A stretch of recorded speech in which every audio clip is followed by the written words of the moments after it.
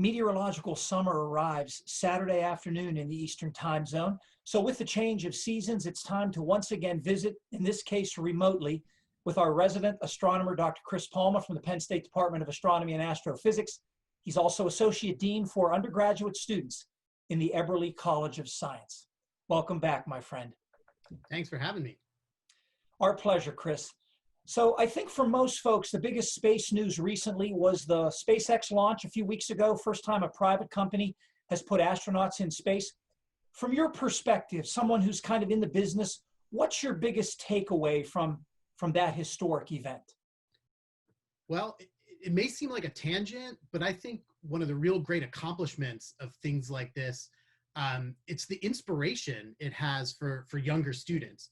So, when I think back, I was learning about astronomy at the tail end of the Apollo era and the ramp up of the space shuttle era.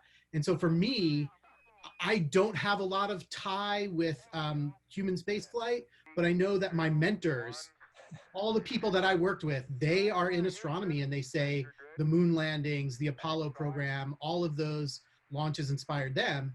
And I will tell you, we've seen a real surge of students studying space-related disciplines, and they outright tell me that these launches are inspiring them to go in that direction.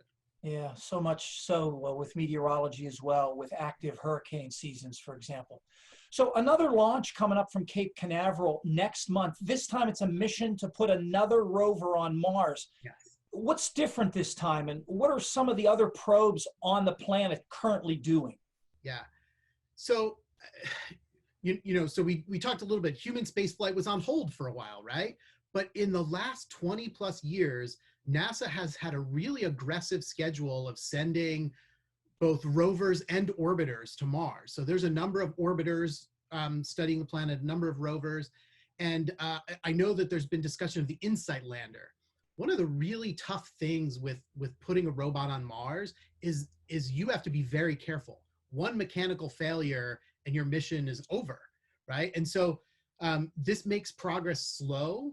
And so right now we are hearing that InSight has just started after a long time to be able to dig deeply into the surface of Mars.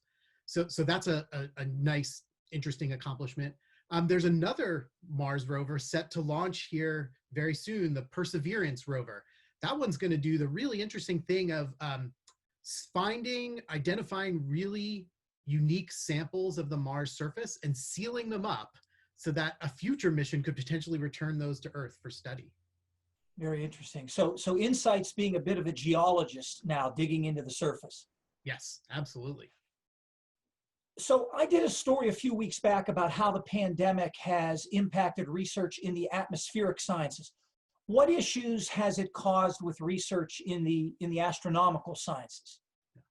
I will say, for much of astronomy, we're very fortunate, right? Like I know my colleagues who operate wet labs in chemistry and biology, that work has come very much to a halt. A lot of astronomy is done remotely. You get your data from the Hubble Space Telescope and you sit in front of a computer and analyze it. So work like that can continue.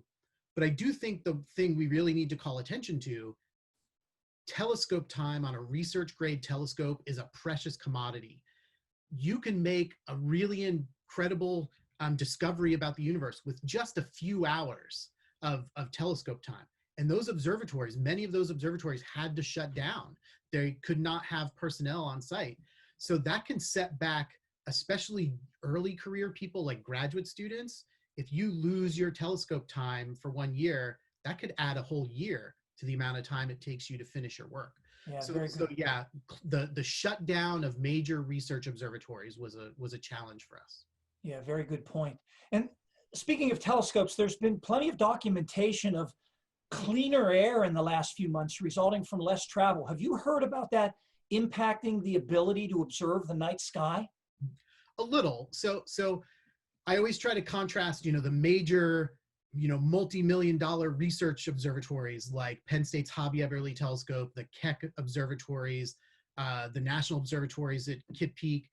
Those are all placed in locations that minimize air pollution, light pollution, all the effects that we have.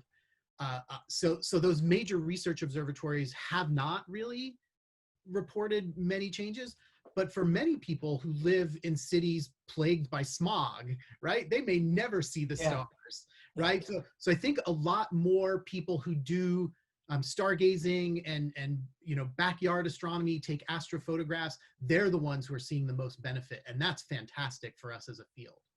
Yeah. And with people spending quite a bit of time at home recently, I've received a couple emails asking whether our department has any of our courses online for free. We actually have a few. What about your department? Yeah. So this is something we've been doing for a long time as well, and it's something that's important to me. I really have always enjoyed working with science teachers. So I wrote an online open course designed not just for people to learn astronomy, but to learn how to teach astronomy. And so if you don't mind that the focus of my course calls out teachers in particular, it's open to the world. And so people are very welcome to go look at those lessons and read about planets, stars, the galaxies, and the universe. And we'll make sure folks have that URL available. I believe it's Medio 801 is the number it goes by at Penn State. We always like to finish with your suggestions on sky watching in the next few weeks. Yeah, sure. This is a time of year where we talk a lot about planets, but this is a great time to look for the stars. And I always try to tell people to orient themselves by looking for the Big Dipper. It'll be high in the northwest sky right now. Just below that, look for what's sometimes called the sickle or the backwards question mark, which is the head of Leo the lion. And then in the eastern sky, you'll see the summer triangle, the bright stars Vega, Deneb, and Altair. And then for me personally, I always try to tell people at this time of year, look almost straight up, and you should find the bright yellow-orange star Arcturus. So that's a fun one to identify. All right, Chris, thanks very much for joining us, albeit remotely. Hope the next time we can be back in the studio. Dr. Chris Palma from the Penn State Department of Astronomy and Astrophysics. Thanks very much, Chris. Thank you. And we will be back in a moment with more.